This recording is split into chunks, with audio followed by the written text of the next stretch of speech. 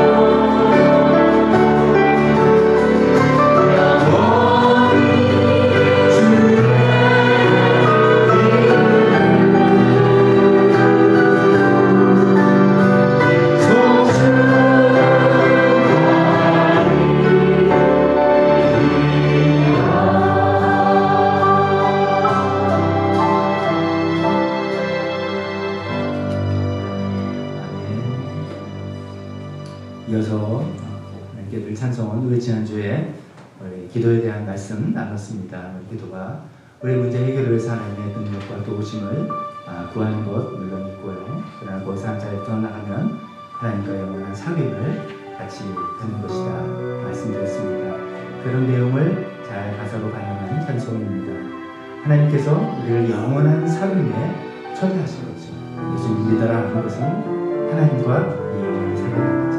그래서 하나님을 누리고 살아가고, 그래서 나를 지으신 대로 부르신 그대로 그 자리에서 내 모양이대로 주님과 함께 살아가는 이것이 영생이고 영원한 삶이다 라는 이런 가사를 담은 내용입니다. 아시는 분들 많으실 테니까 우리 같이 함께 그 가사를 의미하면서 하나님께 일어나는 고백을 드리는 시간을 가졌으면 좋겠습니다.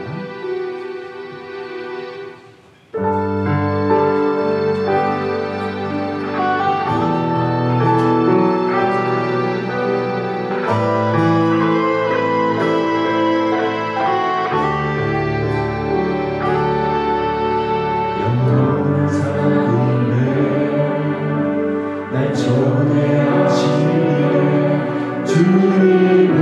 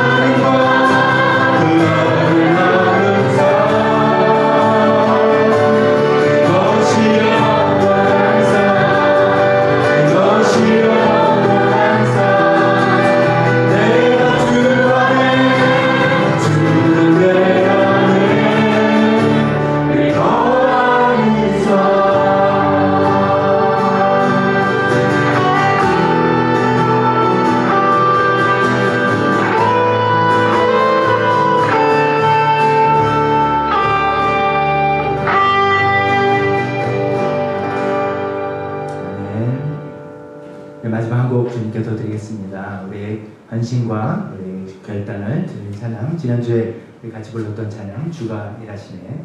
하나님께서는 언제 일하시냐면 하나님께 아끼지 않고 우리 것을 오병이어 소녀처럼 내드릴 때 이것을 들어서 하나님께서 놀라운 일을 행하실 것을 우리가 믿고 따릅니다. 이런 마음을 담아서 찬송을 주님께 드리도록 하겠습니다.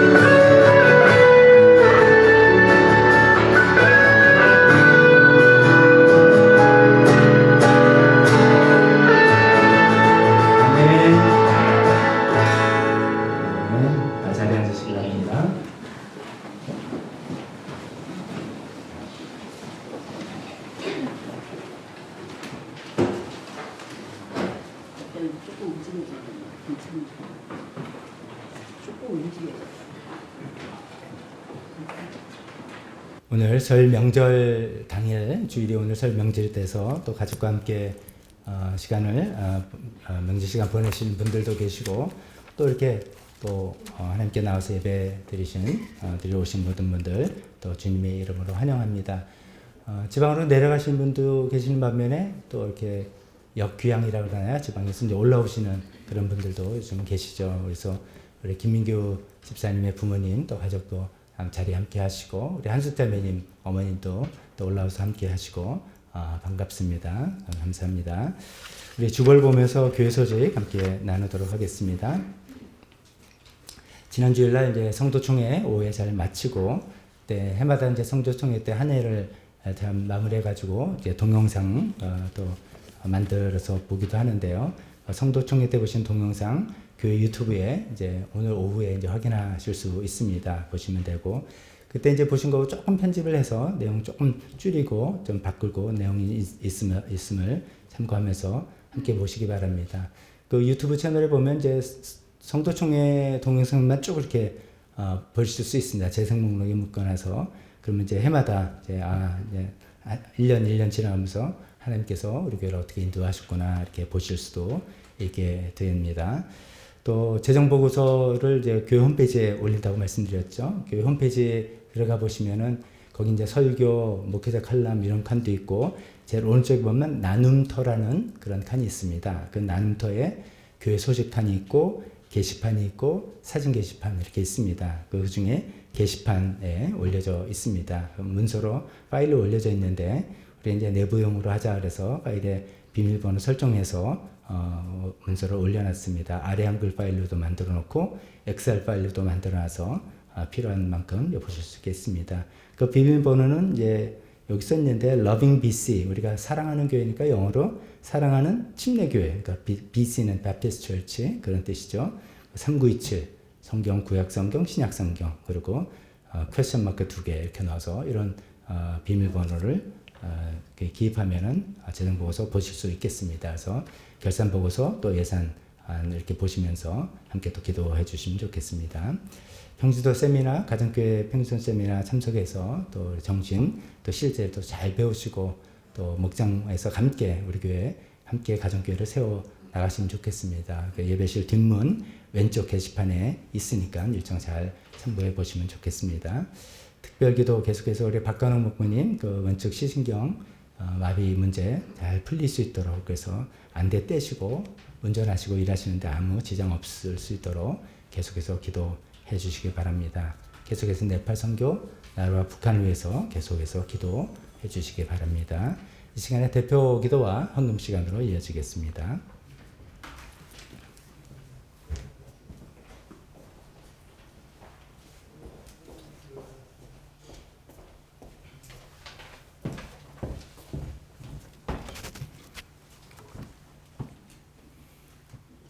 다 함께 기도드리겠습니다. 우리 안에 살아계신 예수님을 찬양합니다.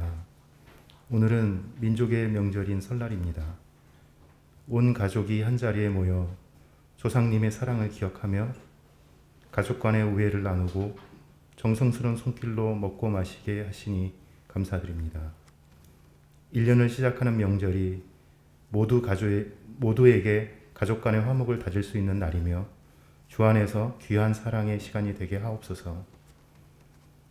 우리가 믿음의 전통을 나누며 한 해의 계획을 세우고 서로의 건강과 행복을 위해 축복하는 설 명절에도 외로움 가운데 있는 이웃을 생각하게 하시며 함께 은혜 나누기를 기도합니다. 가정마다 남모르는 고민과 근심의 무거운 짐을 지고 있는 이에게도 위로와 평안을 허락하여 주시옵소서. 올해 우리 교회 표어가 나는 사역자이다입니다. 하나님이 우리를 교회로 부르신 목적이 무엇인지 다시 되새기는 시간 갖게 하시고 기도의 훈련으로 하나님과 교제하는 한 해 되길 소망합니다. 지난 주일 1년을 결산하는 성도총회가 은혜로움 속에 마무리됨을 감사드립니다. 7개 사역부서들의 세워짐이 감동이었고 한 부서 한 부서의 올해 계획을 들으며 나는 사역자이다라는 교회 표어의 실천을 기대할 수 있는 시간이었습니다. 부서 사역 계획과 함께하는 일꾼들이 하나님 계획 아래 쓰임받는 한 해 되도록 하시옵고, 어려운 경제 상황에서도 꾸려가는 교회 재정에도 하나님의 은혜가 함께하길 기도드립니다. 교회 살림과 부서들을 위해 수고하시는 교회 리더들에게도 하나님의 축복이 가득하길 소망합니다. 지난주 설교 말씀과 같이 기도를 통해 하나님과의 인격적인 사귐이 일어나는 한 해 되길 소망합니다. 습관이 되고 능력이 되도록 매일 기도의 훈련을 통해 주님과의 다정한 관계에 이르기를 소망합니다. 목장 사역을 위해 기도드립니다. 목장을 통하여 주님의 사랑이 이웃에게 전파되어 따뜻한 사귐과 나눔을 경험케 하시고, 목자 목녀에게도 은혜와 능력을 허락하여 주시어 성령 충만과 말씀의 삶이 이루어지도록 기도드립니다. 올 한 해 매일 기도하는 목장, 전도가 이루어지는 목장 되게 하시옵소서. 교회에 건강이 필요하신 분들을 위해 기도드립니다. 특히 박관웅 아버님의 왼쪽 눈 회복과 치유를 통해 주님의 은혜와 영광이 함께하는 시간 되기를 간절히 기도드립니다. 조이 코너, 조이 랜드, 조이 드리머를 위해 기도드립니다. 이 시간을 준비하는 김진경 목사님과 김미선 전도사님, 함께 하시는 선생님들께 축복의 은혜가 함께 하시어 우리 교회 아이들이 말씀 안에서 성장하며 어려움이 닥칠 때 주님이 옆에 계심을 잊지 않기를 소망하며, 우리의 사랑과 헌신으로 자녀들이 하나님을 좀 더 알아가고 말씀을 이해하는 지혜가 커지길 기도드립니다. 이 나라와 북한을 위해 기도드립니다.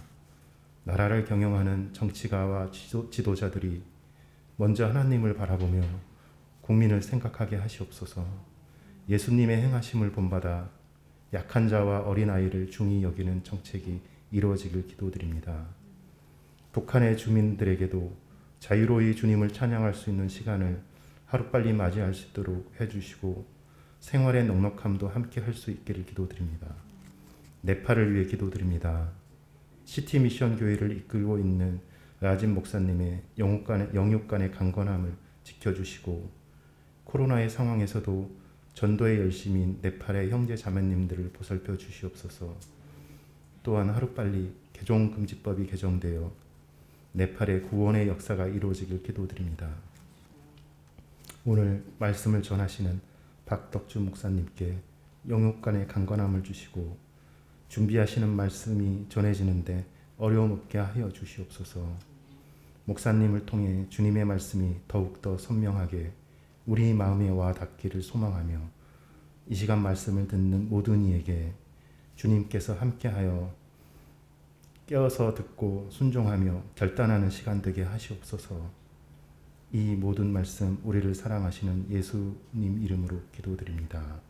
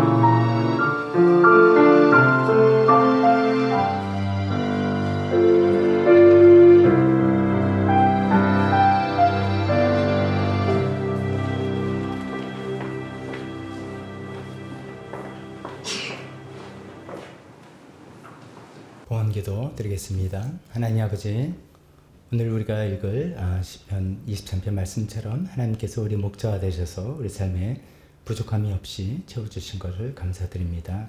하나님, 우리 삶에 또 부족한 것은 나중에라도 하나님께서 또 채워주실 것을 믿고 또 미리 감사드립니다.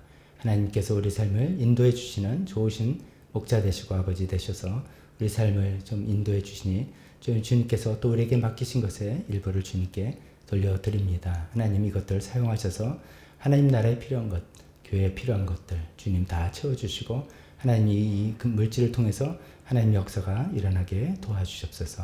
예수님의 이름으로 기도했습니다. 아멘.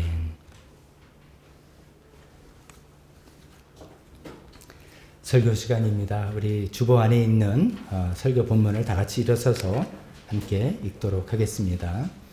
오늘은 잘 아시는 시편 23편 말씀인데요. 우리 평소에는 새번역 성경을 가지고 있는데 오늘은 좀 더 익숙한 개역개정 번역을 제가 준비했고요. 그 밑에는 똑같은 23편인데 공동번역, 나중에 좀 설명드리겠습니다만 준비했습니다. 그 공동번역은 같이 읽지는 않고 눈으로만 제가 이제 필요한 부분 같이 읽으면서 보도록 하겠습니다. 앞에 부분 개역개정으로 되어 있는 그 성경 본문만 같이 읽도록 하겠습니다. 시작. 여호와는 나의 목자시니 내게 부족함이 없으리로다. 그가 나를 푸른 풀밭에 누이시며 쉴만한 물가로 인도하시는도다. 내 영혼을 소생시키시고 자기 이름을 위하여 의의 길로 인도하시는도다. 내가 사망의 음침한 골짜기로 다닐지라도 해를 두려워하지 않을 것은 주께서 나와 함께 하심이라. 주의 지팡이와 막대기가 나를 안위하시나이다. 주께서 내 원수의 목전에서 내게 상을 차려주시고 기름을 내 머리에 부으셨으니 내 잔이 넘치나이다. 내 평생에 선하심과 인자하심이 반드시 나를 따르리니 내가 여호와의 집에 영원히 살리로다. 아멘. 잠깐 설교를 위해서 기도하겠습니다. 하나님 아버지, 우리가 다윗의 고백과 함께 우리도 이런 고백으로 주님께 나아가길 원합니다. 하나님, 다윗은 하나님을 어떻게 알았기에 또 어떤 신앙으로 살아갔는지 우린 또 배우길 원합니다. 하나님, 우리 삶에 필요한 부분들 오늘 이 시간을 통해서 말씀해 주시고 그것을 붙들고 살아갈 수 있게 도와주시옵소서. 예수님의 이름으로 기도했습니다. 아멘. 자리에 앉으시기 바랍니다. 오늘 그 같이 읽지 않았던 그 공동 번역을 잠깐 보시면, 눈을 보시면 첫 줄이 이렇게 되어 있죠. 야훼는 나의 목자, 아쉬울 것 없어라. 이렇게 되어 있습니다. 이제 공동 번역이라는 것에 대해서 잠깐 설명을 드리면요. 이거는 개신교하고 천주교 공동으로 함께 번역했다라는 그런 뜻입니다. 그래서 이제 약간 이제 에큐메니컬 운동, 함께 교회 일치 운동의 일환으로서 그렇게 이제 함께 개신교 신학자들과 천주교 신학자들이 공동으로 모여서, 왜냐하면 이제 용어도 굉장히 다르잖아요. 주로 이제 천주교에서는 뭐 천주님 이렇게 부르는 걸로 알고 있는데, 또 기독교에서는 오래전부터 여호와 이렇게 부르는 것들인데, 아마 이제 서로 이제 타협해서 더 신학적으로 이게 올바른 발음이다 생각하는 야훼 이렇게 이제 통일했고 뭐 등등 여러 가지로 용어 작업도 이렇게 해 나가면서 또 굉장히 현대어로 번역을 한 번역본입니다. 우리의 성경에 조금 관심이 있으시면은 우리가 읽는 한 가지 번역본 말고 여러 가지 이제 번역본들을 요새는 인터넷에 다 나와 있으니까요. 이렇게 참고해 보시면은 성경의 내용을 조금 더 풍성하게 이해할 수 있을 것 같습니다. 저는 오늘 설교 제목을 이 공동 번역에서 따와서 설교 제목을 만들었습니다. 아쉬울 것이 없는 삶이라는 그런 제목으로 설교 제목을 삼았습니다. 우리가 익숙한 표현으로는 이제 부족함이 없다라는 그런 표현인데, 공동 번역은 이제 아쉬울 것이 없다 이렇게 표현한 것이 읽으면서 굉장히 좀 신선하게 다가왔습니다. 그러면서 이렇게 번역을 하는 차이가 뭘까라는 생각을 해봤을 때, 뭐 제 생각입니다. 틀릴 수도 있겠지만 부족하다, 부족함이 없다라고 한다면 뭔가 좀 물질적인 면을 이야기하는 건가라는 느낌이 왔습니다. 그 반면에 이제 아쉬울 것이 없다라는 것은 이제 좀 어떤 감성적이고 정서적인 것, 이건 좀 관계적인 이야기.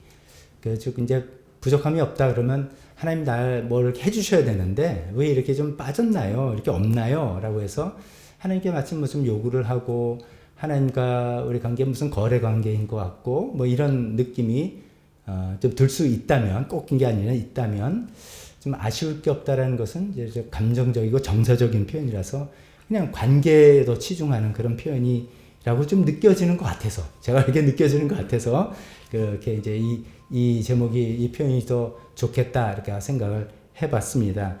오늘 이제 우리가 읽는 시편 23편은 대개 이제 다윗이 지은 시편이다라고 우리가 잘 알려져 있지 않습니까? 그래서 다윗이 이제 이 시편을 쓰면서 어떻게 보면 이게 다윗의 인생 회고록이라고도 볼 수가 있습니다. 그 인생 회고록처럼 되는 다윗의 시편을 통해서 다윗은 하나님을 어떤 분으로 이해를 했고 또 다윗은 그 자기가 이해한 하나님을 어떻게 이해해서 어떤 식으로 살았는지 이것을 우리가 좀 엿볼 수 있는 그런 시편이라고 볼 수가 있겠습니다. 다윗에 대해서는 여러분들이 뭐 이제 성경을 좀 읽으시면서 교회에서 신앙생활 하시면서 다윗의 일생 스토리에 대해서 많이들 알고 있으실 것 같습니다. 이게 이제 교사 예배처럼 이제 좀 작은 그룹 같으면 이제 아까 교사 예배 때는 다윗의 인생 스토리 중에 뭐가 저렇게 떠오르시냐 뭐 이렇게 좀 여쭤보고 피드백 서로 이야기도 했는데요. 그 이제 골리앗 이야기가 2표 나왔고요.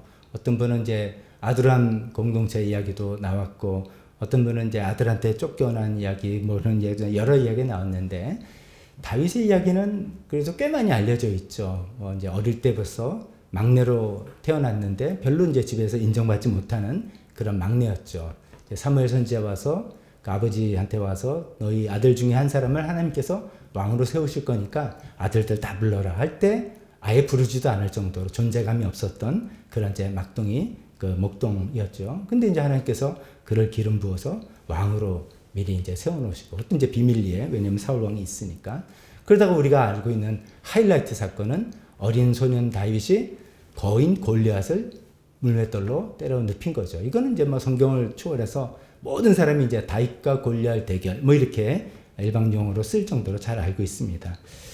다윗의 인생을 어떻게 보면은 성경을 좀 많이 접하지 않으신 분일수록 다윗의 어떤 성공적인 스토리, 특히 이제 골리앗 이야기라든지 다윗이 얼마나 용맹한 장군이라든지 왕이라든지 이런 것들을 기억을 많이 떠올리십니다. 그러다가 이제 다윗을 성경을 좀 더 읽고 이렇게 알다 보면 굉장히 좀 그 다음에 접하는 건 다윗이 잘못한 이야기가 떠오릅니다. 바세바 사건이죠. 자기 부하장수의 아내 바세바의 어떤 잘못된 관계로 인해서 거기서 또 부하장수를 할 수 없이 처치하게 되고 하는 그런 죄의 수렁통이 빠지고 그로 인해서 나중에 이제 회개를 하게 되는 그런 얘기가 또 기억이 나고 알게 되죠. 그래서 성경을 조금 더 읽게 되고 더 알다 보면 이제 그 죄로 인해서 또 그와 비슷한 일을 해서 다시 얼마나 인생에서 고통을 당하고 어려움을 겪었는가 이런 얘기를 알게 됩니다. 이미 그 전에 사울 왕의 질투를 받아서 광야로 피신가는 좀 힘들고 굉장히 어려운 시절을 수년 동안 지냈던 그 이야기도 알고 있습니다만 나중에는 심지어는 자기 아들들 사이에서 서로 죽이고 서로 성적인 문제가 생기고 급기야는 아들이 반란을 일으켜서 자기는 쫓겨나가고 그 안에 좀 고통을 겪고 하는 그런 가정 문제, 자식 문제로 정말 고통을 겪었던 그런 다윗의 일생을 우리가 알고 있습니다. 자, 이 정도만 다윗의 이야기에서 이제 이야기를 하고 여러분들에게 질문 한번 던져볼게요. 우리가 이제 다윗이라는 사람은 신앙적으로 어떻게 보면 구약에서 3대 믿음의 인물이라고 할 수 있을 것 같습니다. 아브라함, 믿음의 조상, 그 다음에 언약을 체결한 중재자인 모세, 그 다음에 하나님의 마음에 합한 자, 다윗. 뭐 이 정도 3대 탑3 정도에 들어가는 믿음의 인물일 거라 생각합니다. 그렇지 않습니까? 자, 그런데 여러분에게 만약에 선택권이 있어서 다윗 같은 인생을 살기를 원하냐? 그럼 여러분 어떻게 하시겠어요? 금방 고개가 옆으로 돌아가시는. 제가 다윗의 인생을 먼저 말한 게 실수였네요. 그 얘기 안 하고 전부터 이 질문을 했었으면 또 달랐을지도 모르겠는데요. 제가 다 말씀을 드려놨네요. 그렇죠? 좀 좋은 이야기만, 골리앗 이야기만 했으면 좋다 이랬을지도 모르겠는데 뒤로 갈수록 점점 힘들고 어려운 일들 많단 말이죠. 우리가 이제 인생 뭐 70, 80도 넘으시고 하는 분들 계시고 90, 우리 김치현 어머니 90도 되시고 인생살이 살다 보면 고난과 고통과 어려움 이게 뭐 점철이 돼 있죠. 그래서 이제 어떻게 보면 참 내 인생 참 힘들게 살았다라고 하시는 분이 계실 텐데 다윗의 인생하고 한번 비교해 보시면 비교가 안 됩니다. 다윗의 인생은 정말 힘들고 어려운 고난과 고통과 아픔과 저는 다윗의 인생을 통해서 이제 스토리 중에 제일 가슴이 아프기도 하고 많은 생각을 하게 하는 장면이 어느 장면이냐면 자기 아들 압살롬이 반란을 일으켜서 이제 수도로 쳐들어올 때 왕궁을 비워주고 맞대응하지 않고, 왜냐면 이 모든 것들은 하나님께서 자기를 치시는 하나님 처사라고 이제 받아들였기 때문이죠. 그 대응하지 않고 왕궁을 빠져서 피신 나가는데, 그 피신 나가는 과정에서 수많은 사람들이 천태만상의 모습을 보이죠. 그 기회를 타서 다윗을 저주하는 사람이 있는가 하면, 다윗을 몰래 돕는 사람이 있는가 하면, 끝까지 다윗의 신의를 지켜서 오히려 스파이처럼 압살롬 쪽으로 들어가서 다윗을 돕는 사람이 있는가, 수많은 사람들이 다윗 왕이 위기에 처했을 때 그 다윗을 대하는 모습들이 이렇게 나오는 거 보면서, 야, 정말 인간 세상은 똑같구나. 그리고 이런 것들을 정말 우리는 위기에 처했을 때 어떤 사람인지 드러나는구나. 이런 걸 생각하는, 많은 생각을 하게 하는 그런 장면들 있습니다. 근데 이제 그런 일을 막상 겪는 다윗은 얼마나 마음이 괴롭겠어요. 정말 그런 모습을 다 많이 보는 그런 모습 그런 심정 아니겠습니까?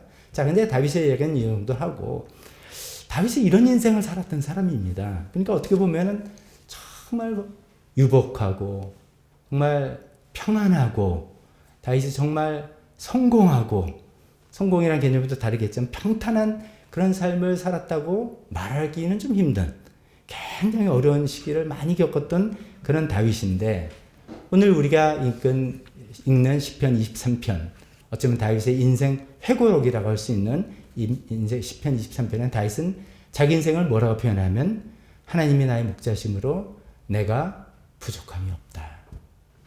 다른 말하면 내 인생은 아쉬울 것이 없는 삶이다. 그렇게 이야기하고 있습니다. 이 1절이 어쩌면 자기 인생을 먼저 결론적으로 난 내 인생이 이렇다고 생각한다 라고 결론을 이야기하고 그 다음에 풀어 나가는 것입니다. 이게 다윗이 누군지 모른다면 뭐 그런가 보다 라고 생각하지만, 좀 전에 제가 쭉 계속 이 말씀드린 것처럼 다윗이 이런 인생을 사는 사람인데, 정작 자기는 자기 인생이 나는 아쉬울 것이 없는 그런 인생을 살았어 라고 이야기한다는 것에 우리가 생각을 해보고 싶다는 것이죠. 어떻게 하면 다윗은 그런 고백을 할 수 있을까? 어쩌면 자기 인생을 그렇게 볼 수 있는 사람일까라는 것이고, 그것이 보통 이제 우리가 신앙의 힘인데, 그것을 우리도 좀 배워 나가고 싶은 것이죠. 다윗은 어떤 마음으로 인해서 그렇게 자기 인생을 아쉬울 것이 없는 삶이라고 이야기할 수 있는가? 오늘 시편 23편 중에 크게 두 가지만 살펴보려고 합니다. 첫 번째는 좀 표현이 좀 어려울지도 모르는데, 영원한 현재로 살아가는 삶이다. 영원한 현재로 살아가는 삶이다. 이걸 풀어서 달리 말하면, 영원의 관점에서 보는 현재를, 영원의 관점에서 자기 현재를 볼 줄 아는 삶이다. 이렇게 말씀드릴 수 있겠습니다. 이런 말씀을 갑자기 왜 드리냐면은, 다윗이 지금 그런 힘들고 어려운 삶을 살았으면서도 자기 인생의 결론은 나는 아쉬울 것이 없는 삶이다 라고 표현을 하고 있습니다. 근데 정작 그것을 설명할 때 나는 하나님께서 푸른 초장으로 인도하시고, 현재형입니다. 쉴 만한 물가로 이끄시고, 현재형입니다. 이것이 과거형으로 하나님께서 나를 쉴 만한 물가로 인도하셨기 때문에, 과거에 어떤 일을 했기 때문에, 과거 기억을 경험하며 회고하면서 그런 경험 때문에 이런 결론을 이야기하는 것이 아니라, 자기는 이미 결론에 먼저 도달해 있고 그 도달한 결론을 가지고 살고 있는 현재를 바라보고 있다는 그 말씀입니다. 저 좀 말씀드리기가 좀 생소한 표현인지 모르겠습니다. 우리는 시간의 한계에 있기 때문에 오늘 살아가는 현재를 살아가고 있습니다. 그래서 지금 내가 살아가는 오늘이 좋다, 나쁘다 이렇게 느끼고 있는데, 다윗이 지금 갖고 있는 신앙은 이미 하나님 안에서 결론이 나 있는 삶을 갖고 있는 겁니다. 그 결론이 나 있는 삶을 그 자리에서 자기 인생의 현재를 보고 있는 삶이라는 말씀입니다. 이것이 가능한 이유는 우리가 믿는 하나님이, 다윗이 믿는 하나님이 영원한 하나님, 영원의 하나님이기 때문입니다. 영원, 그 개념이 뭡니까? 오래 간다 개념이 아니라, 그걸 더 떠나서 시간을 초월한다는 개념이지 않습니까? 영원한 하나님은 시간을 초월하신 하나님이십니다. 그 하나님 아래는 과거도 현재도 미래도 다 다 없는 것이죠. 다 그것을 초월한 것이죠. 그래서 그 하나님 안에서 과거와 현재, 미래를 다 하나님 관점에서 녹여서 영원한 시각으로 오히려 보고 있는 것입니다. 빔 프로젝터 꺼야 될 것 같습니다. 갑자기 켜졌네요. 좀 딱딱한 이야기 하니까 좀 쉬운 이야기 하라고 지금 딱 켜진 것 같습니다. 자, 이거를 이제 이렇게 한번 제가 몇 번 그 전에 영화로 설명을 드렸었는데 오늘은 또 다시 스포츠로 한번 설명을 드려볼게요. 얼마 전에 끝난 카타르 월드컵 경기 한번 이야기해 보겠습니다. 우리나라 대한민국 축구가 정말 우리 모든 국민들의 염원처럼 16강에 진출했잖아요. 그 16강에 진출하기 위해서 이제 마지막 그 경기 세 번째 경기 포르투갈전을 보신 분들이 있을 것입니다. 참 그 경기를 보면서 뭐 많은 생각들이 스포츠는 경기만이 아니라 많은 이제 스토리들 이야기거리가 있지 않습니까? 근데 대부분 우리 국민들이 이제 손흥민 선수에 대한 애잔한 마음들이 있지 않았나 싶습니다. 그 이제 월드 클래스 선수가 월드컵을 얼마 앞두고 경기하다가 얼굴이 다쳤잖아요. 그래서 사실은 일반적으로 말하면 경기를 나가면 안 되는 겁니다. 선수 생명에도 위험하기도 하고. 그래서 안 나가야 되는데 나라의 부름과 이런 것 때문에 이제 마스크를 쓰고 경기를 출전했죠. 이거 마스크 쓰고 하니까 얼마나 불편하고 컨디션 조절이 안 됐겠습니까? 그래서 첫 두 경기에서 큰 활약을 잘 하지 못하는 거죠. 그래서 참 안타까웠는데 마지막 그 중요한 포르투갈전에서 손흥민 선수가 그 기가 막히게 포르투갈 선수가 한 4명인가 5명인가 쫙 그를 에워쌌는데도 그 조절을 잘해가지고 기가 막히게 패스를 해가지고 황희찬 선수가 결승골을 넣었던 그 장면을 여러분 기억하실 것 같습니다. 아마 그 생방송으로 이제 보신 분 같으면 그때 여러분들이 어떤 장면을 떠올렸는지 모르겠습니다. 대부분은 우리가 넣었다 이거예요. 우리가 넣었다. 와 넣었다. 아파트 동네가 막 환호하고 난리가 났겠죠. 넣었고 그 다음에 매치 경기가 끝나고 얼마 후에 우리 16강 진출한다. 이것이 이제 모든 우리의 관심이고 그것을 기뻐하고 막 축하했을 것입니다. 저는 이제 사실 그 경기를 보면서 깜짝 놀랐어요. 황희찬 선수가 골을 넣고 난 다음에 갑자기 윗두리를 확 밟는데 시커먼 게 뭐가 나와서 저게 뭐지 이렇게 놀랐어요 사실은. 옛날에 그 미국 여자 월드컵 경기 때 미국이 때 우승할 때입니다. 그래서 미국 선수가 골을 넣고 난 다음에 우통을 훌떡 뻗었어요. 그때도 깜짝 전 세계 사람들이 놀랐는데 안에 이제 스포츠 브라가 있는 걸 몰랐던 거죠. 그거 가지고 엄청 놀랐는데 그때 전 보면서 아, 저 친구가 왜 갑자기 또 저런 근데 보니까 또 시커먼 게 입고 있어. 저건 또 뭐지? 골을 넣은 것보다 저건 뭐지? 궁금했었어요. 놀랬던 기억이 나는데 그때 그 경기 보면서 우리가 드디어 골을 넣어서 포르투갈을 이기고 16강에 진출했다는 어떤 결론, 어떤 사실을 이제 알게 됐습니다. 그 한국 경기를 그때 생방으로 딱 한 번만 보신 분 계신지 모르겠어요. 아마 축구에 조금이라도 관심이 계시거나 아니면 관심이 없어도 워낙 유명한 경기라서 뉴스 때마다 나왔을 겁니다. 뉴스 때마다 나오면서 그 경기 해설을 해주고 뭐 스포츠 하이라이트에 나오고 저도 그 몇 군데에서 또 뭐 이제 이것저것 설명해 주는 사람들이 있어서 그걸 몇 차례 보면서 그 내용이 그것이 얼마나 대단한 장면인지를 점점점 알게 됐습니다. 손흥민 선수 정말 월드 클래스 선수인 거죠. 5명이 압박해 오는데 자기 옆으로 황희찬 선수가 뒤에 따라온다는 걸 힐끔 보고 그 선수가 따라오는 속도를 다 맞춰서 자기가 먼저 달리지 않고 다 맞춰서 패스를 기가 막히게 상대방 수비수 다리 사이로 속도에 딱 맞춰서 패스를 해줘서 황희찬 선수가 바로 넌스톱을 슈팅할 수 있게 준 것입니다. 그게 정말 월드 클래스의 기술과 테크닉인 것이죠. 제가 이 말씀을 드리는 건 이것입니다. 우리가 인생을 살아가는 것은 현재를 살아갑니다.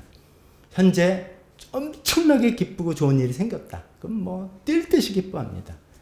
반면에 현재 엄청나게 어렵고 힘든 일을 겪고 있다. 그러면 다 괴롭고 너무나 괴롭습니다. 현재고 이거 우리 삶이기 때문에 우리는 다 그렇게 살아갑니다. 그러나 경기가 다 끝나고 이미 경기 결과를 알고 우리 경기 다시 재방송 볼 때 조마조마하고 손에 땀을 줍니까? 아닙니다. 이긴 거 다 알아요. 16강 올라간 거 다 알아요. 우리는 지금 경기를 어떻게 보냐면 이 경기가 어떻게 해서 이렇게 기가 막히게 이기게 된 것인가? 어떻게 해서 심판이 어떤 역할을 하고 저 볼보이가 무슨 역할을 하고 그때 이 아내가 이게 스포츠브라가 아니라 뭐 이제 심정이라는 걸 체크하는 거 그런 기술이 있는 거 알고 VR 기기업 또 이런 걸 다 보면서 이 경기 하나를 너무너무 음미하고 감상하고 영어 표현을 써서 쓴다면 appreciate 하는 겁니다. 이 기술이 얼마나 대단한 기술이고 이 선수들이 얼마나 놀라운 선수들이고 이런 것을 하나하나 알게 되면서 정말 짜릿한 감동과 함께 이게 대단한 그런 패스였고 그런 슈팅이었고 그런 경기였구나를 보면 볼수록 알아나가는 그런 거 아니겠습니까? 신앙으로 우리 삶을 영원한 현재로 본다는 것은 저는 그렇게 살아가는 것이지 않은가 싶습니다. 어떤 말이냐면요. 우리는 우리 인생을 우리가 하나님을 믿는 저와 여러분들은 우리 인생이 어떻게 끝난다는 것을 이미 다 알고 있습니다. 여러분 인생 중에 망하는 인생이 있습니까? 없습니다. 예수님 믿는 저와 여러분들은 모두 다 승리한 인생, 모두 다 성공한 인생입니다. 우리의 인생의 결말은 이미 예수님 안에서 결정되어 있습니다. 예수님 부활하실 때 우리도 몸으로 부활해서 이 세상에서 하나님께서 우리에게 맡기신 일을 당당히 맡는 그런 승리하고 성공한 인생이 된 것이 하나님께서 이미 정해 주신 것을 우리가 예수님 믿음을 통해서 이미 알고 있다는 겁니다. 그것을 믿고 있다는 것입니다. 그 끝자락에서 어쩌면 우리 인생을 다시 볼 수 있지 않겠냐는 말씀입니다. 다윗은 그렇게 산 사람입니다. 다윗은 영원의 하나님, 영원하신 하나님을 알고 믿고 알다 보니까 그 영원의 시간을 초월하신 하나님께서 하나님 안에 그 시간에 들어가서 그 끝자락에서 어쩌면 영원의 관점에서 자기 현재 인생을 바라보고 있는 것입니다. 비록 표현은 푸른 초장과 쉴 마른 물가로 인도한다 하지만 우리가 알고 있는 그의 인생에서는 아들한테 쫓겨나가는 것도 있고 죄악을 져서 정말 죽을 맛에 나락을 떨어진 것도 있고 집안 자녀들끼리 사륙에 좀 말도 못할 일들이 일어나는 일들 겪어나가고 자기가 피 신을 때 자기를 대하는 수많은 사람들의 속셈이 다 보이는 것을 보기도 하는 그런 인생을 살아가지만도 그걸 통해서 내 인생 헛살았구나, 내 인생 잘못 살았구나, 내 인생은 끝났구나, 망했구나가 아니라 이미 결론을 알고 있다는 것입니다. 영원한 하나님과 함께 하시고 내 인생은 승리한 인생이고 내 인생은 성공한 인생인 것을 이미 알고 있는 그 관점에서 자기 현재 인생을 바라보니까 쉴 만한 물가로 인도하고 계시고 여전히 푸른 초장으로 인도하고 계시고 그런 하나님이다. 그렇기 때문에 내 인생은 어떤 일이 있어도 아쉬울 것이 없는 그런 인생이다 라고 고백하고 있습니다. 여러분 우리 이런 인생 살고 싶지 않습니까?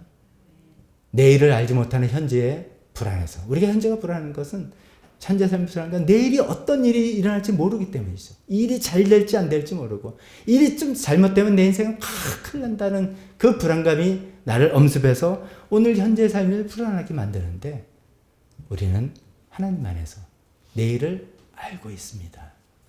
하나님 안에서 이미 내일을 승리한 인생이라는 것을 성공한 인생이라는 것을 알고 믿고 있기 때문에 오히려 좀 우리가 이게 말도 안 돼요 이렇게 생각하지만 마시고 한번 그 승리와 성공의 끝자락에서 우리 현재 살아가고 있는 현재를 한번 지켜봅시다.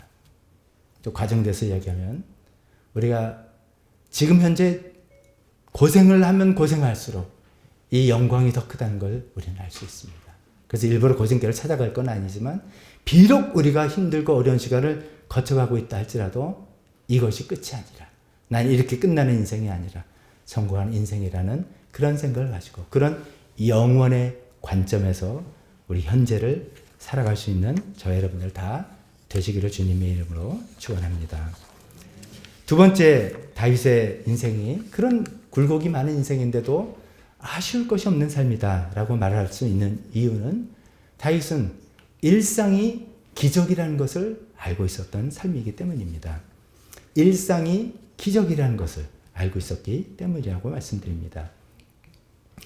그 다음에 다윗이 고백하는 것은 자기가 사망의 음침한 골짜기를 다니고 있는 거예요. 내가 사망의 음침한 골짜기를 다닐지라도 해를 두려워하지 않는다. 여기서 해는 태양을 두려워하는 게 아니라 해로움, 두려움이 없다는 것이죠. 그 이유는 주의 지팡이와 막대기가 나를 보호해주고 계시다는 것이기 때문이죠. 여러분 생각해 보십시오. 사망의 음침한 골짜기를 지금 가고 있는데 그 막대기와 지팡이가 얼마나 큰 위로가 됩니까? 별로 안 됩니다, 사실은. 우리가 사망의 음침한 골짜기를 다닐 때 우리가 바라고 우리가 원하는 것은 이 사망의 음침한 골짜기가 생명의 푸른 평원이 되는 것을 우리는 바라고 있습니다. 우리가 그렇게 기도하지 않습니까? 하나님 지금 어렵고 싶은데 이것이 싹 물러가서 하나님 이게 완전히 반전돼서 하나님 이런 것들 걱정과 근심 없는 그런 때를 허락해 주세요. 그걸 주세요라고 기도하지 않습니까? 사실 우리가 바라는 것은 음침한 골짜기가 아니라 이 음침한 골짜기는 싹 사라지고 단탄대로고 넓은 평원이 나오고 푸른 초장이 나오는 그것을 바라보고 있습니다. 그런데 다윗이 지금 갖고 있는 것은 주님의 지팡이와 막대기밖에 없는 거예요. 그런데 다윗은 그것으로 충분했다는 것입니다. 이 골짜기가 바뀌지 않아도 푸른 평원이 되지 않아도 충분히 지팡이와 막대기만으로 그가 지나갈 수 있었다는 말씀을 이야기를 하고 있습니다. 보통 이런 표현이 있죠. 기적이 상식이 되는 교회. 뭐 그런 책도 있습니다. 어떤 교회. 아마 이제 그런 표현들은 이런 거일 겁니다. 우리가 기도해서 정말 안 될 일인데 하나님께서 기적을 행하셔서 일이 탁 되는 게 뭐 한두 건이 아니라 그런 일이 늘 하나님께서 기적을 행하셔서 아예 기적이라는 건 그냥 일상처럼 되는 거야. 상식처럼 되는 일이야. 이렇게 생각하면서 하는 표현인 것 같습니다. 그 뜻은 저도 잘 알고 그렇게 되지만 그건 좀 일반적인 삶은 아닌 것 같습니다. 기적은 기적 자체로 자연 법칙을 벗어나는 거기 때문에 기적이 상식이 되면은 세상은 좀 이상하게 혼란스럽게 되겠죠. 어쩌면 우리가 반대로 생각할 필요가 있을 것 같습니다. 나의 삶 하나하나, 나의 일상 하나하나가 기적이라고 볼 줄 아느냐. 나의 일상의 작은 일 하나하나가 또 내 일상에서 늘 갖고 있는, 늘 경험하고 있는 일 하나하나가 기적인 줄을 내가 아는 사람인가 아닌가 이거죠. 눈물의 골짜기가 생명의 푸른 평원이 돼야지만 기적이 아니라 눈물의 골짜기를 지나가면서도 주의 지팡이와 막대기만 있어도 그게 기적이라고 볼 줄 아는 그런 눈이 있다면 다윗은 그런 눈이 있었기 때문에 그 죽음의 골짜기를 통과해 나갈 수가 있었다는 것입니다. 이런 이야기를 들은 적이 있습니다. 우리는 누구나 다 즐거움 이것을 이제 원하고 추구하죠. 근데 이제 우리에게 즐거움을 주는 요소들, 우리에게 쾌락을 주는 요소들을 이제 쭉 분류해 보니까 제일 우리에게 즐거움을 주는 일반적인 사람들입니다. 이런 사람이 술이라고 그럽니다. 술. 옛날에 술 잘 마시는 분들 다 알겠죠? 술이 제일 예를 들어서 10점 만점에 10이라 합시다. 술이 제일 우리 사람에게 즐거움을 주는 요소고 그 다음에가 도박이라고 그럽니다. 이것도 도박해 보신 분들은 또 잘 아시는지 모르겠습니다만 이제 이렇게 들려오는 소리 이런 거죠. 이게 쪼는 맛 이런 거 있잖아요. 딱 이렇게 쪼을 때 딱 쪼아서 38광땡 나왔다. 그러면 돈 딴 것도 딴 거지만 쪼아서 나올 때 이 짜릿한 이 느낌이 있다 그러네요. 그것 때문에 이걸 못 놓는다. 이런 말이 있어요. 그게 두 번째 즐거움입니다. 세 번째 즐거움이 현대인들이 많이 들고 있는 게 쇼핑, 물건을 살 때. 쇼핑할 때 막 살아있는 느낌. 그죠? 나 아직 안 죽었어. 쇼핑도 의욕이 있어야 하는 거죠. 내 의욕도 있고, 살 돈도 있고, 안목도 있어서 딱 멋진 거 딱 샀을 때 그 희열감, 기쁨, 그리고 뭐랄까요, 자기 권력, 힘이죠, 힘. 내가 사는 힘. 그 쇼핑이나 SNS 같은 거, 카톡이나 페이스북이나 이런 거 해서 좋아요 나오거나 조회수가 올라가거나 사람들이 막 할 때 이 기쁨, 이것이 한 세 번째라고 합니다. 그 다음에는 이제 어떤 게 있냐면 아주 맛있는 음식을 먹을 때. 근데 이 맛있는 음식이 좋은 음식이 아니라 슬로우 푸드나 이런 게 아니라 자극적인 음식이죠.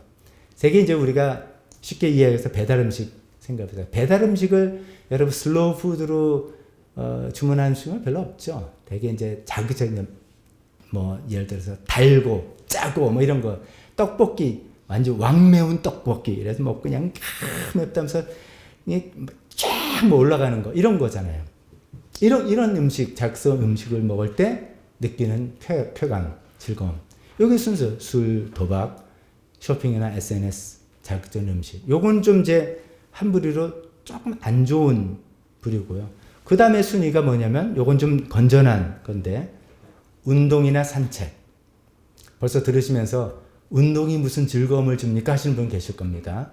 운동은 괴롭지 뭐 이런 분이 있을 거예요.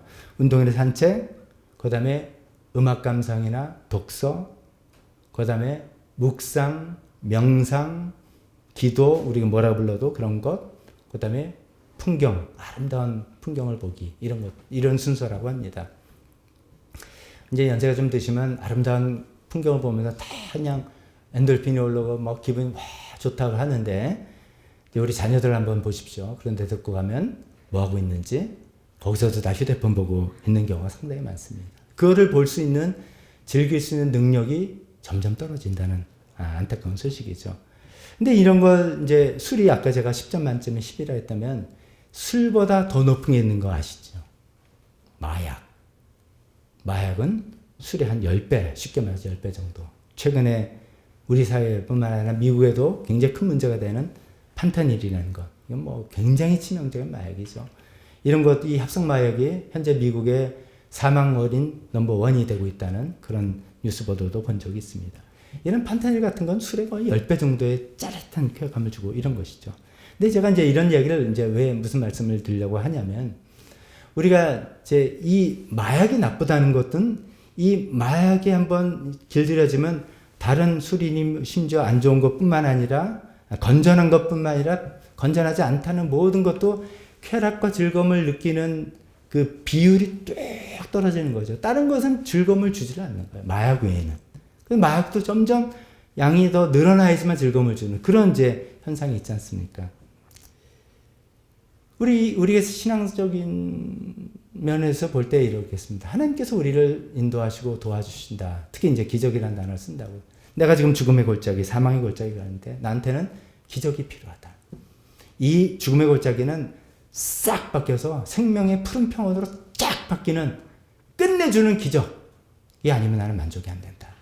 라는 기대를 갖고 있다는 것은 잘못 생각하면 어떻게 보면 우리가 마약 중독 같은 것을 기대하는 것과 비슷하다는 것이죠. 하나님께서 그렇게 하실 수 있습니다. 하나님께서 원하시면 그렇게 하십니다. 그것도 하나님께 온전히 맡겨드리고, 어쩌면 우리가 힘써야 될 것은 하나님의 작은 일상에서 우리에게 주시는 기적과 감사, 행복, 이런 걸 붙들고 이런 걸 누리고 즐길 줄 아는 능력을 키워나가는 것.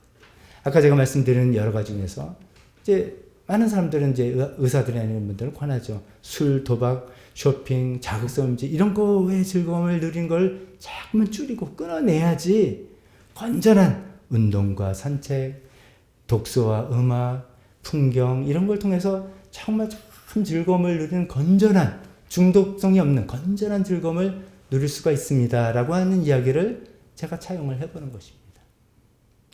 하나님께서 우리 삶의 일상에서 주신 것이 다 기적이라는 것을 우리가 믿고 살아야 됩니다. 우리는 정말 대단하고 큰 것을 바라볼 뿐만이 아니라 그것만 노릴 게 아니라 내가 오늘 이런 말은 너무 클리셰처럼 너무 흔한 말이죠. 내가 오늘 살아있는 게 기적이고 내가 오늘 숨쉬는 게 기적이고 그래서 그냥 뭐 이렇게 생각 정말 절대로 우리 하지 마시고 맞다 진짜 내가 살아있는 게 아무리 싸운다 하더라도 저 사람이 있는 게 나한테 행복이고 감사하다. 내가 숨 쉬고 있는 게 감사하고 행복이다. 이런 작은 내 일상에서 하나님께서 루틴으로 우리에게 주신 것을 감사하고 행복해하고 즐거워하고 즐길 줄 아는 그런 사람이 되어야 되지 않겠는가. 다윗은 이제 그런 사람이었던 것이죠. 제가 이제 코로나 기간 동안에 취미가 하나 생긴 게 화초 키우는 취미가 생겼어요. 뭐 그런 사람들 식집사라 그러더라고요. 식물 키우는 식집사. 그래서 이제 그 화초를 조그만 걸 몇 개 키우는데 화초를 키우는 재미라 그럴까요? 그건 이런 것 같아요. 얘네들은 도대체 이렇게 확확 변하지를 않아요. 그 이제 저기 첫 손녀를 얻으면서 소철을 하나 샀어요. 소철을 사가지고 이제 샀는데 그 다음에 이건 우리 손녀야라고 이제 의미를 부여한 거죠만은. 근데 이제 왜 의미를 부여했냐면 이 소철나무는 천천히 자라고 오래 산다 그러더라고요. 뭐 오래 살면 100살까지도 살고 뭐 그런 데서 그래 그러면 얘가 우리 손녀라고 생각하면서 얘를 키우면서 이렇게 한번 생각해봐야지 의미를 부여했어요. 소철을 혹시 키워보신 분 계십니까? 아무 변화가 없어요. 뭐를 며칠마다 주고 있는데 옷 그 다음날 봐도 똑같고 그 다음날 봐도 똑같고 아무 변화가 없는데 그러다가 이제 그렇게 몇 개월이 지났는데 어느 날 가면 이렇게 보니까 뭐 순이 하나 그 사이에서 올라오는 거예요. 그걸 보는 그 기쁨. 그러니까 뭐 변화가 팍팍팍 크게 확 생겼을 때 오는 그 기쁨과는 굉장히 종류가 다른 작은 변화를 보는 그 기쁨. 식물을 키우는 기쁨은 그런 것 같아요. 아마 이제 우리가 운동, 산책, 음악, 독서, 명상, 풍경 보기라는 거는 아마 그런 종류인 것 같습니다. 크게 뭐 대단하게 확 변하는 그런 게 아니라 늘 우리가 일상적으로 부르는 작은 것에서 우리가 기쁨을, 감사를, 행복을 느낄 줄 안다면 그 능력이 확 증대돼서 우리가 비록 지금 죽음의 골짜기를 걸어간다 할지라도 그것이 생명이 푸른 평원이 당장 바뀌지 않는다 할지라도 하나님의 지팡이와 막대기만 내가 볼 줄 안다면 넉넉히 견디고 이겨나갈 수 있는 그 힘이 내 안에 생기는 다윗은 그렇게 해서 그 인생을 살아갔던 게 아닌가 싶습니다. 오늘 말씀을 정리해 보겠습니다. 다윗의 인생 회고록이라 할 수 있는 시편 23편. 그 삶은 우리가 알기로는 너무나 고난이 많고 역경이 많고 복잡한 인생이었습니다. 근데 자기는 정작 아쉬울 것이 없는 삶이라고 표현하고 있습니다. 아쉬울 것이 없다. 왜 그렇게 표현했는가? 오늘 두 가지를 생각해봤습니다. 첫 번째는 영원한 현재로 살아가는 법을 알았기 때문입니다. 그 현재 겪고 있는 일에 일비하는 게 아니라 이미 영원 끝에 가서 그 자기 인생 결말을 보고 믿었던 것입니다. 자기 인생은 승리한 인생이고 자기 인생은 성공한 인생이고 자기 인생은 하나님과 영원히 거하는 그 인생이라는 것을 이미 알고 믿었기 때문에 거기서 현재 일어나는 자기 인생 관점을 인생을 바라봤다는 것이죠. 그렇기 때문에 그걸 다 견뎌나가고 이겨나가고 오히려 나를 푸른 초장에 있다. 쉴 만한 물가에 누워있다라고 고백하고 있는 것입니다. 오늘 우리도 인물의 결론을 알지 않습니까? 우리가 사도신경 한 달에 한 번 세대통합 예배 드릴 때마다 우리가 사도신경 고백하지 않습니까? 우리 몸이 다시 살고 영원히 사는 것을 믿습니다. 고백합니다. 부활의 첫 열매 되신 예수님처럼 우리 예수님 다시 오실 때 부활해서 몸이 다시 살고 영원히 사는 것이 우리의 운명입니다. 저와 여러분들의 운명입니다. 예수님 안에서 얻게 있는 운명을 그걸 믿고 그 관점에서 거기서 우리가 오늘 현재의 삶을 바라봅시다. 기쁜 일은 더 기쁠 것이고 힘들고 어려운 일도 그래 지금은 이런 건데 그건 나중에 바뀌는 거야. 다 바뀌게 돼 있어. 라고 하면서 일어날 수 있는 견뎌나갈 수 있는 우리가 되었으면 좋겠습니다. 다윗은 두 번째 일상이 기적이라는 것을 알았던 사람입니다. 그 골짜기가 변하지 않아도 하나님의 지팡이와 막대기만 있으면 그것을 작은 것을 통해서 크게 감사하고 기뻐하고 행복해할 줄 아는 것이었죠. 그 일상이 기적이라는 것을 작은 것에 감사할 줄 아는 그런 사람이 우리가 다 되어봅시다. 그때 하나님께서 주신 힘으로 우리가 이 골짜기를 지나가고 정말 생명의 평온에 다 이르게 될 것을 믿습니다. 기도하겠습니다. 반주해 주실 때 우리 각자 하나님께서 주신 말씀이 있다면 하나님께서 또 여러분에게 도전하시는 것이 있다면 하나님께서 여러분에게 새롭게 깨우쳐 주시는 것이 있다면 그런 것을 붙들고 하나님 저도 그런 다윗과 같은 삶으로 살아나길 원합니다. 잠깐 기도하는 시간 갖도록 하겠습니다.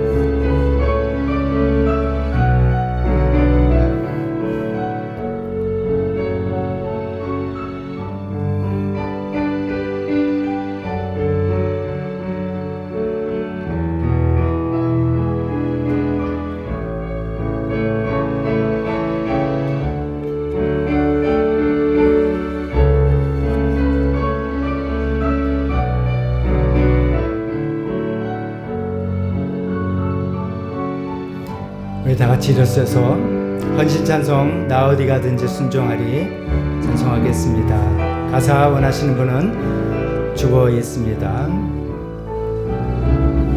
나 어디 가든지 순종하리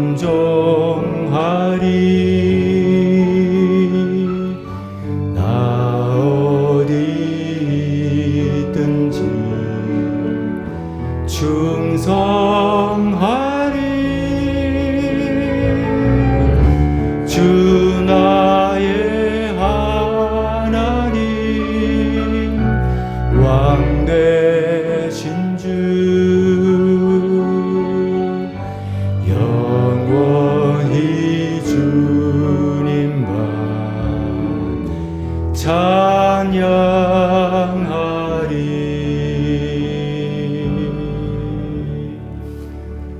축도하겠습니다. 지금은 우리 주 예수 그리스도의 은혜와 하나님 아버지의 사랑하심과 성령의 교통하심이 하나님 영원하신 하나님을 믿고 그 영혼의 관점에서 오늘날 현재를 바라보겠다고 결심하며 하나님 일상에서 주신 것들을 기적이라고 바라볼 수 있는 눈을 갖게 돼서 정말 내 인생도 아쉬울 것이 없는 삶이다 고백하고 그렇게 살기를 원하는 여기 있는 모든 분들 머리 위에 지금부터 영원토록 함께 있을지어다.